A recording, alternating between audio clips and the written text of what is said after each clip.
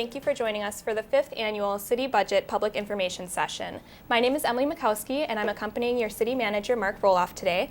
And as a public service, the City Manager likes to take this opportunity to explain to you a little bit of the highlights and concerns of the proposed budget for 2014. We'll spend about a half an hour telling you about what you'll be seeing in the proposed budget and explain to you a little bit about the process that went into creating it as well.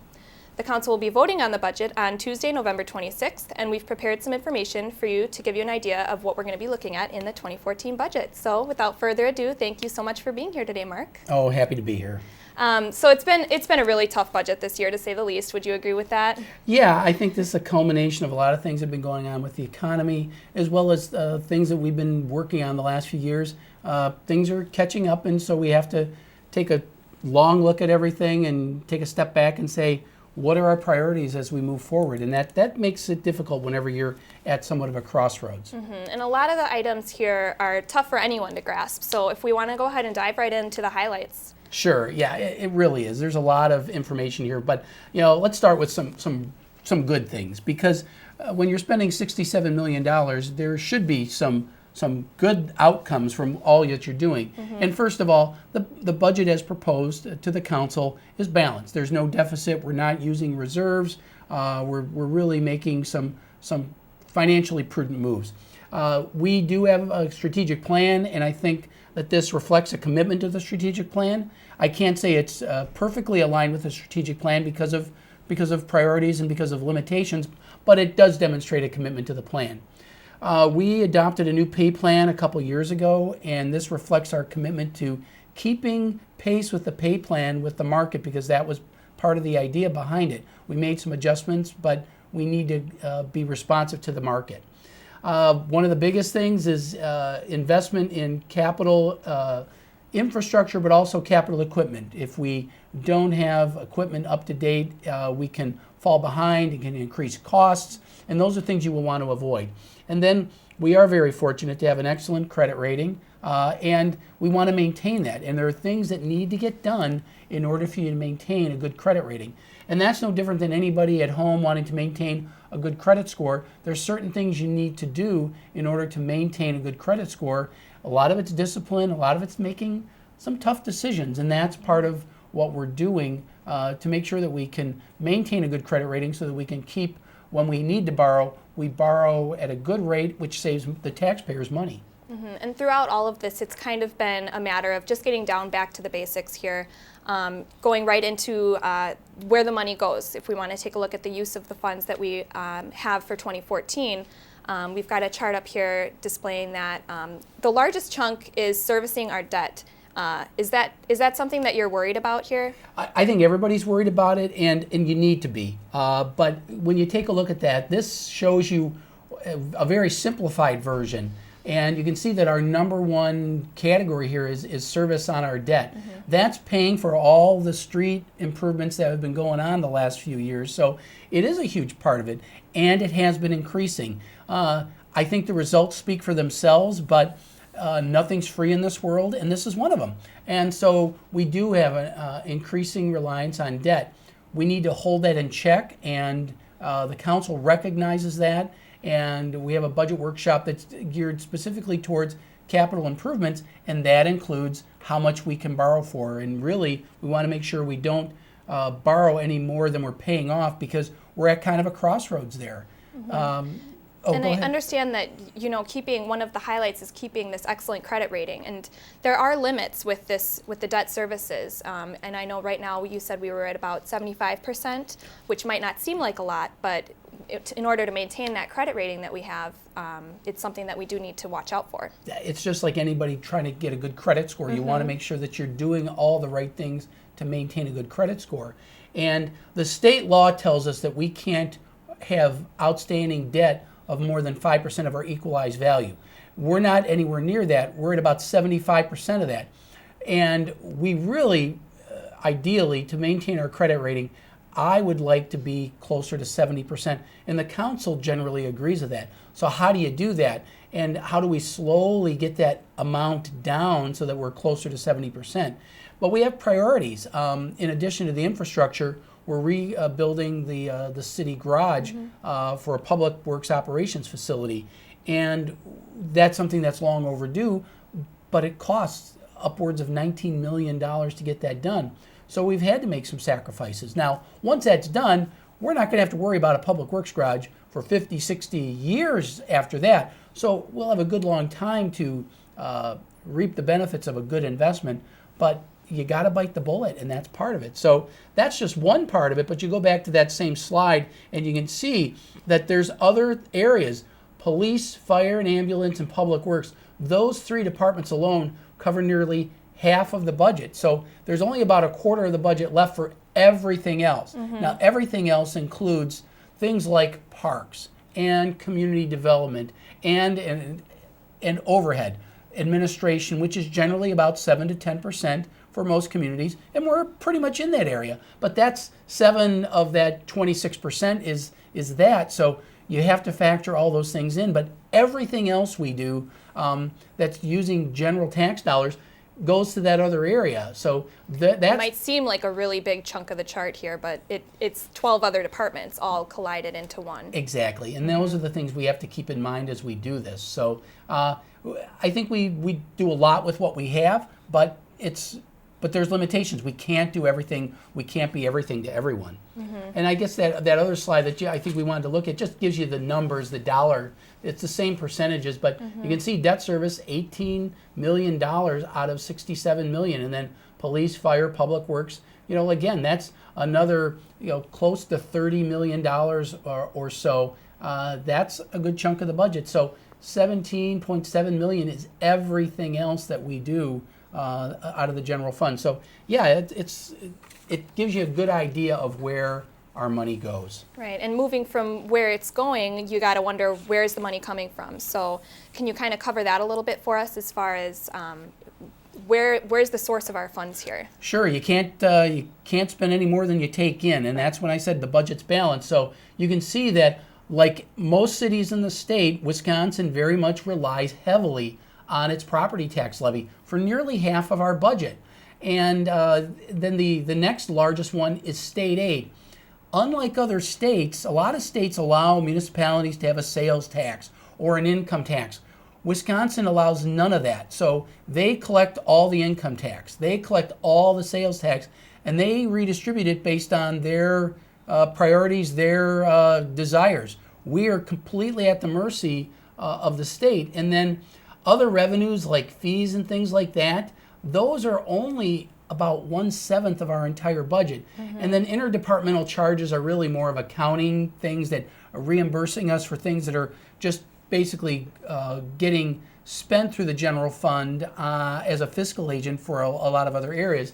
That can come and go. That's not generated on anything in particular, but state aid is a huge part of that. And if we don't get state aid, we can go after fees, but you can't keep raising fees forever with no end in sight. There is a tolerance for that. And then property taxes is when you end to default to. So when you can't raise any of those revenues, you've got to cut expenditures. And so you're saying that the illusion here is that the dependence on fees is this overwhelming illusion, and the reality is that we aren't depending on those fees. In fact, Wisconsin is one of the states in the union that uses fees the least of all other states. If you take a look at fees and taxes together, we're at actually about the middle of the pack. People talk about we're a high tax state. I also hear a lot of people say when you propose fees, well, Mark, aren't they really taxes? And in some cases, I really can't argue with people. It's based on a fee structure, but the reality is, if the government's charging for it, in a lot of people's eyes, it's still a tax, and I can't argue with them. But the reality is when you add fees and taxes together, we're really pretty medium, middle of the road type. And I think we provide a high level of service for being a middle of the road revenue collector.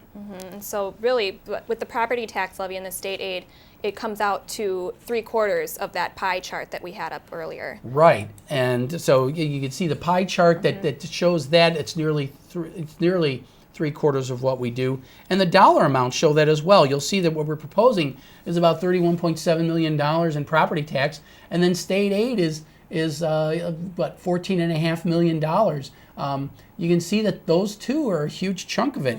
And it's that reliance on state aid that's become such an issue in recent years. Which has been declining. It's been declining huge. And, we've got a chart that shows you a 5-year graph. And if you were to take a look at 10 years, it'd be even worse than this. But you can see that beginning in 2011 to 2012, there was a huge drop in state aid. That was all what people hear about Act 10.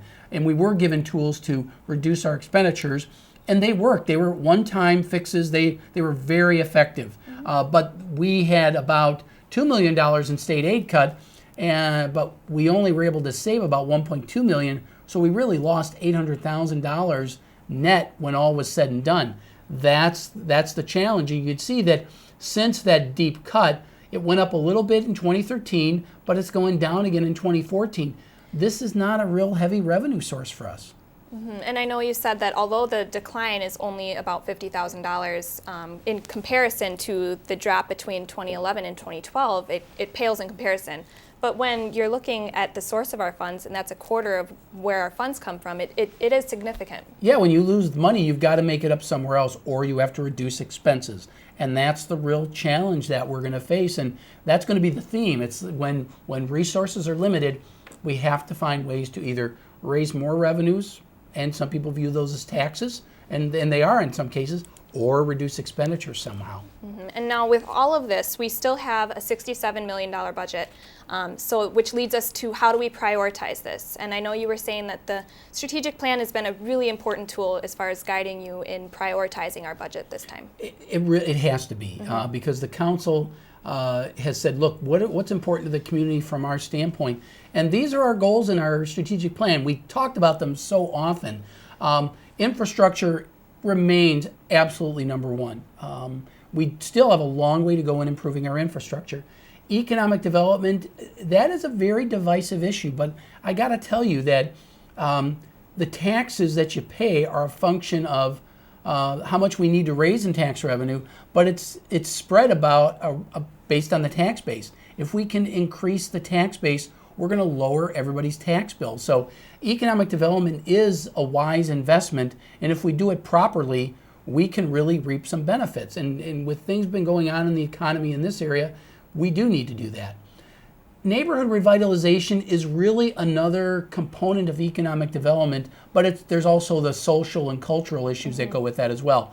If we don't have strong neighborhoods, we don't have strong property values. We need to revitalize our neighborhoods, encourage people to live inside the city where they're paying taxes and helping support the services that we all share amongst all of us. So neighborhood revitalization cannot be just dismissed as, we're trying to fix up a troubled neighborhood. We all bear the benefits of neighborhood revitalization. You don't have to live in that neighborhood. It's really a force behind all of these items here. Yeah, and plus, the statistics are showing that younger generations are interested in moving into a city and having the benefits of urban amenities.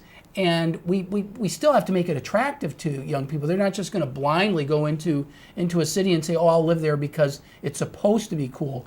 It's got to be valuable from their standpoint.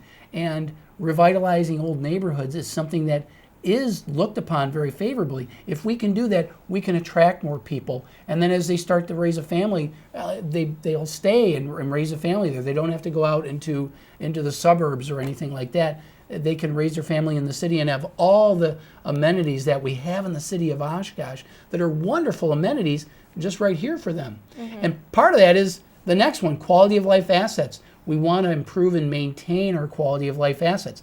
Those are libraries and museums and parks.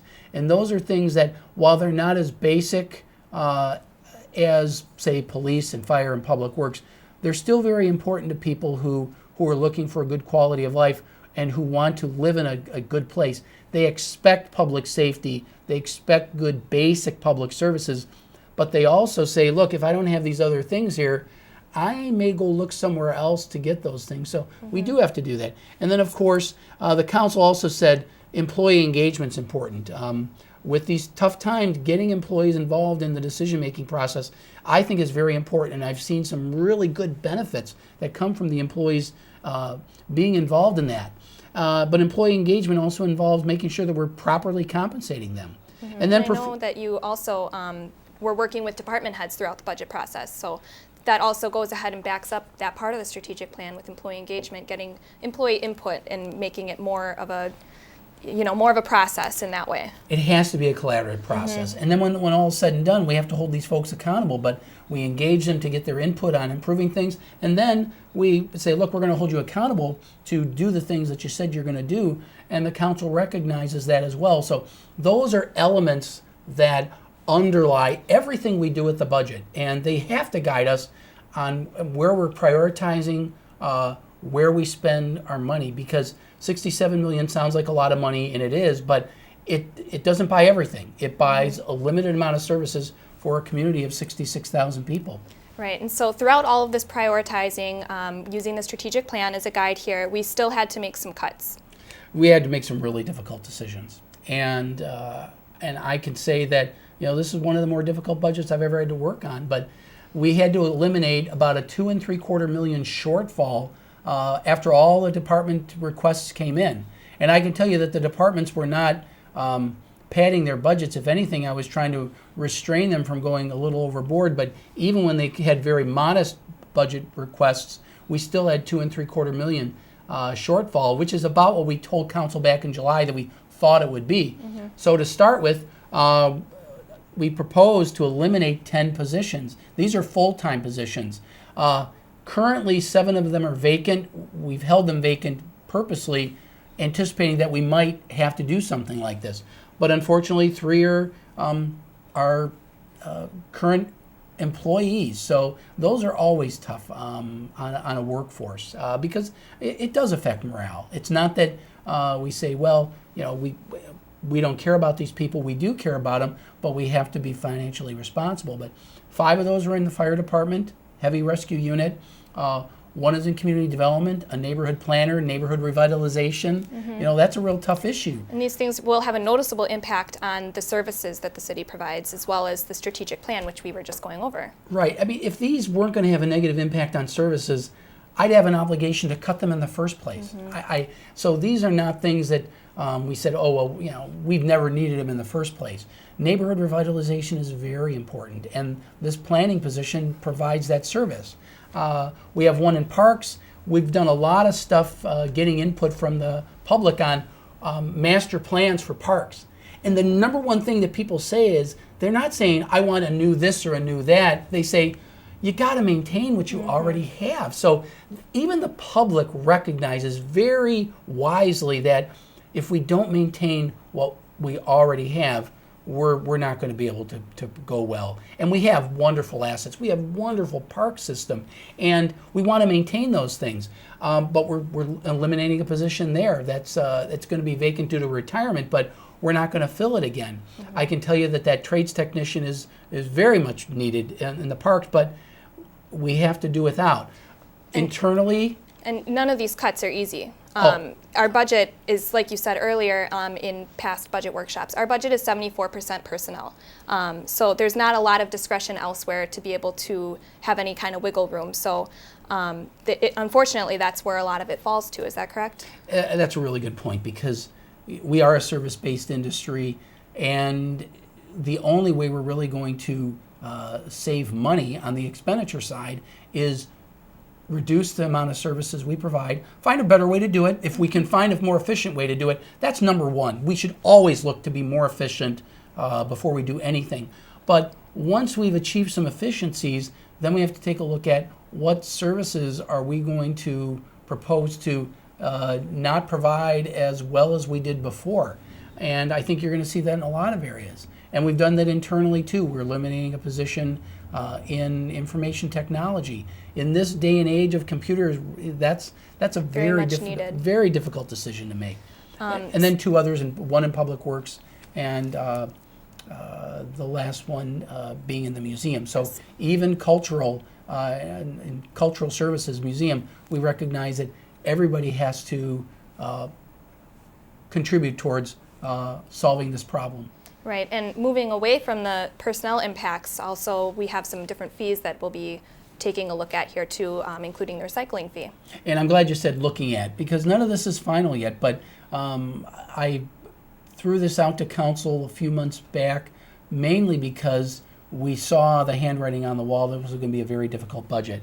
And the state has, not even in the revenues that I showed you, because this doesn't directly go to the general fund, but the state has been reducing aid for recycling for a number of years, and that doesn't even show up in the numbers that we showed on the chart earlier.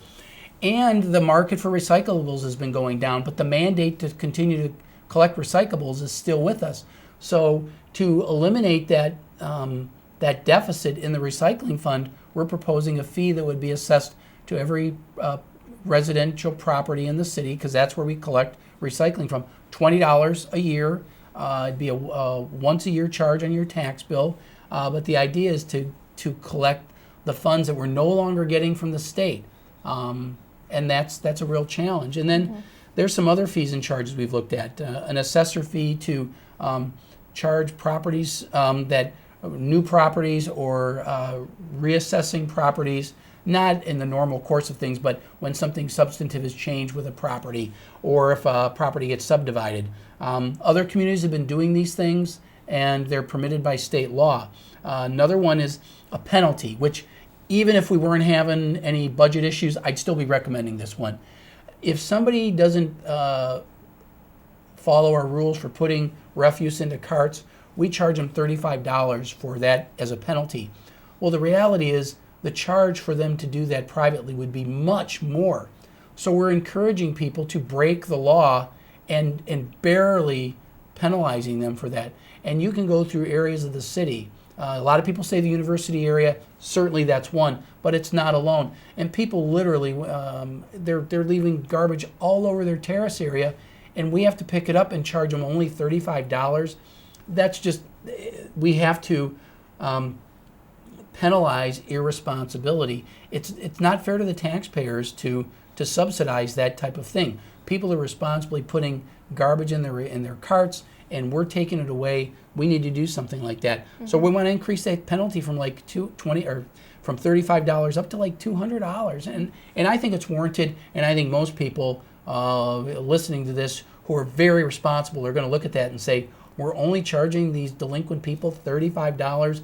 You go ahead and charge them more. We don't mind if that's going to save me money as a taxpayer, because we have to send out crews to do those extra pickups when a service, I'd love these people to go use a private service. I really would. But if they refuse to follow the rules, then we have to penalize them so that they recognize that their responsibility shouldn't be subsidized by the rest of the public. Right, something that's kind of seems like a long time coming here from the sounds of it. Yeah. And then so throughout all of these sacrifices and cuts, there's still a significant deficit here, which leads us to the tax levy. Well, yeah, the tax levy is going to resolve about a third of that $2.75 million shortfall. The levy is proposed to increase by about 3.6%, about $1.1 million. But I would say, going back to our debt, our discussion on debt, $620,000 of that $1.1 million increase is all due to debt service. So that's, again, we've got to pay off the street projects that we're doing, and it is going to involve some increased debt service. We got to manage that, but a lot of it's due to debt service. It's not due to all these increased costs. We've cut a lot to keep that increase from going up too much, and I think we're trying our best to limit the tax levy increase, but we're letting council know, look, we still need to raise the levy a little bit in order to keep pace with all the demands that are still being placed on us. Right, and all of these options that we just went over, they're being presented to the council on November 26th, is that correct? Oh, right. I mean, Yes. The council's been holding a number of workshops. It's all in our budget document, and people are welcome to look at that. I gave them a variety of options to reduce the $2.75 million deficit. And not only did I give them a list of options, but I also gave them other options if they don't like those options. I really felt it was necessary for the council to look at that. But the options that I ultimately recommended were based on prior actions. I didn't just take a look at this year as a snapshot. I had to take a look at a 10-year view of things and what have we done over the last 10 years and what's been the impact of those reductions, not just what we're proposing this year, or even just what we did last year. We have to take a look at the entire range of what's worked and what hasn't, and who we already impacted, and the impact of those service reductions on the public and on general services we provide. So that has very much guided me along with the strategic plan. So we're not doing this in a vacuum, that's for sure. Right, and with the strategic plan in mind throughout the whole process, something that also played a important tool is the citizen survey behind the prioritizing of the budget. It's certainly a guiding force. It's not, completely saying we have to do exactly what the survey says, but it has to come into play because the residents are saying what's important to them, how they feel about quality of services, and it's important that we listen and take into account the feedback we're getting from the public.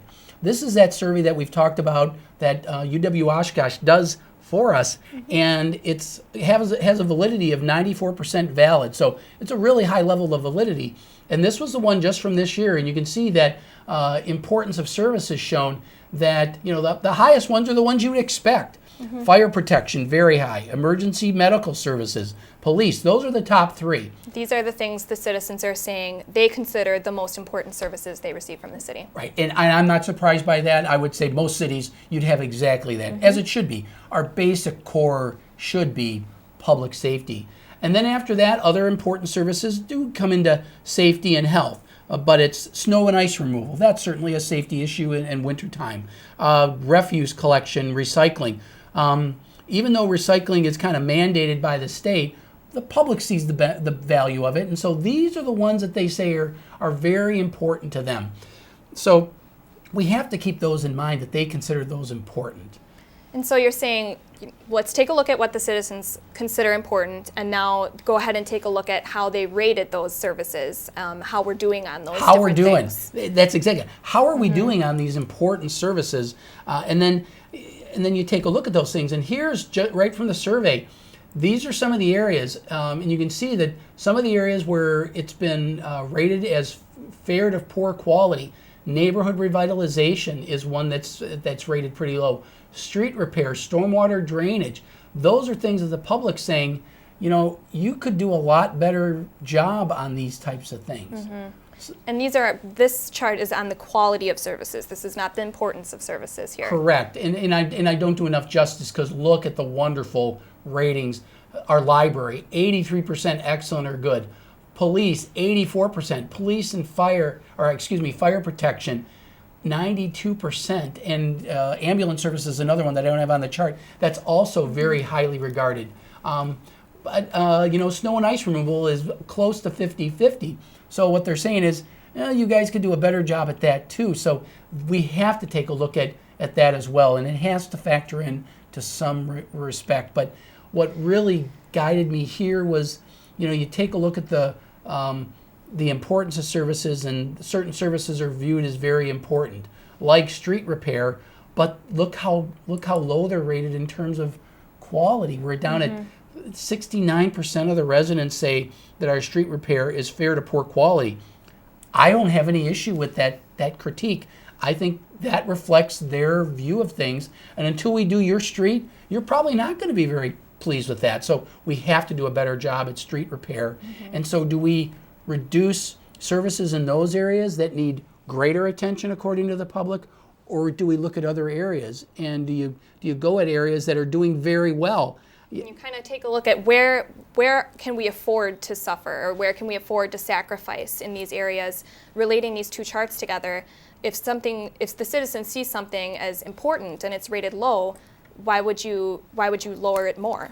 Right, and there's the challenge. There's the rub that we have, and how do we do justice to such a complicated process? The public has certain demands and expectations, and we have to honor those things.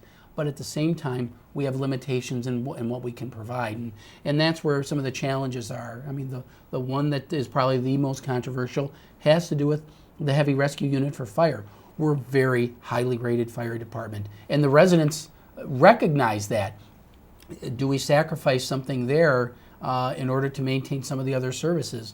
One of the things I took a look at, and I did not cut anywhere in Public Works, the street division, because the public's rated it low, saying we'd like you to do a better job. Well, we have 26 snowplow routes in the city, and we have 24 drivers. The math is very simple. We don't have enough people to do the routes, so we're scrambling around getting those routes finished, and you'll hear people complain, well, you don't get to my street quickly enough. I would say you're probably right about that. So how do we continue to provide a good level of service, yet not reduce it anymore? And it's a challenge. I'll tell you, Emily, if people disagree with my recommendations, I totally respect that, because these are not easy recommendations. And my recommendations are based on my view of where I think our organization is and where I think we could do better. Mm-hmm. And certainly I don't want to lower levels of service, especially for services that are so highly regarded by our public. But we have some difficult decisions to make, and we can't solve all of our answers by merely just saying we're going to tax more, because our public has a certain threshold of pain, and taxes are expenses in their pocketbook, and that is painful. So we have to be very aware of that. And I think council is struggling a great deal with how do we reconcile all these competing interests and competing needs, and make some tough decisions that don't harm our community. I'll tell you, we're going to get a good value for the tax dollar, and that's my job, is to make sure that the public gets a good value for what they give us of their hard-earned money through taxes and fees. So we will do the best we can, but we are going to have to make some difficult decisions and decide what areas can we afford to maybe go a little lax on in order to balance this all out. Mm-hmm. It's all a balancing act on your priorities, and I'll respect whatever input the public gives on this issue, and the council says, Mark, I disagree with you. You know, that's a tough job that they have to make a policy decision, and as a city manager, I have to respect the council's tough job to make these policy decisions, and they're going to have to listen to the public, listen to the input from me and the department heads. But I think at the end, we will make the best decisions for the community to move the community forward. We're doing a lot of really good things, and I've always prided myself on optimism and being able to do things, and we're going to continue to do that. But it's every once in a while you got to take a step back and say, okay, we got to cut back a little bit. What do we prioritize? Where can we take impact on certain issues? Yeah, I mean, you got to cinch your belt a little bit and say, okay, can we just tighten our belt a little bit to get through this, but recognize that we've got some long-term problems that we need to resolve. We have priorities. Our strategic plan guides us. We have to continue to let it guide us. Mm-hmm. While it's a difficult process, I look forward to help the council making these very tough decisions, and hopefully inform the public through this type of forum, as well as all the other work sessions we've had, to give them the opportunity to let the council know. Yes, and throughout this whole difficult process, it's all coming to a head here. The council has a lot of tough decisions to make.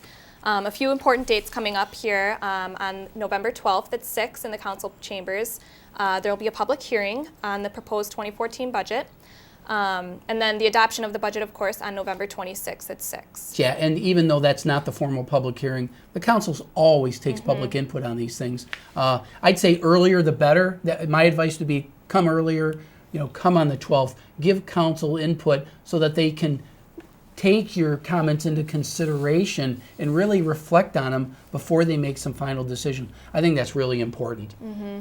And then you're also able to get copies of the proposed 2014 budget. Those are available at the Oshkosh Public Library in the city clerk's office, as well as on the city website at www.ci.oshkosh.wi.us. So we greatly encouraged people to come and pick up a city budget before even coming to the public hearing. Kind of educate yourself a little bit more. If you have more questions, you can find them within the budget as well. And then also look back on the council workshops on the 2014 budget. Those are all available to view at oshkoshcommunitymedia.org, dating back all the way to July, from the very beginning of. Right. Those July workshops were really the laying the groundwork for what we're doing. So, those were more prepping the council about where we were, just on a very high altitude level, 30,000 foot look at things. Now we're getting into a little more detail, but they're all valuable, and it can give you perspective on how we've gotten there. So I'd encourage, if you're really interested, take a look at those things and educate yourself on what the issues are out there, and encourage your input on that. And any questions, we've got a number here for them. You can give City Manager Mark Rohloff a call at 236-5002, or you can email this email address here, citymgr@ci.oshkosh.wi.us, for any questions or comments, or like you said, we're listening to what you're saying and we're taking input, and any kind of advice and input we can get is good. Absolutely. So it looks like we're out of time. We went a little bit over our half-an-hour time limit here, but that's okay. We had a lot to cover. It's a big time right now, and thanks again so much for coming, Mark, and helping us out, explaining some of these questions and concerns and highlights of the budget. Yeah, I hope this educates everybody in becoming a more informed citizen and giving input to the council. I think it'll help us in the long run, Emily. And again, the copies of the proposed 2014 budget are available at the Oshkosh Public Library, the City Clerk's office, and also on the city website at ci.oshkosh.wi.us. You can also watch the Common Council workshops on the 2014 budget on OshkoshCommunityMedia.org or on CATV 10, City Cable 10. So thanks again for watching, and have a great day.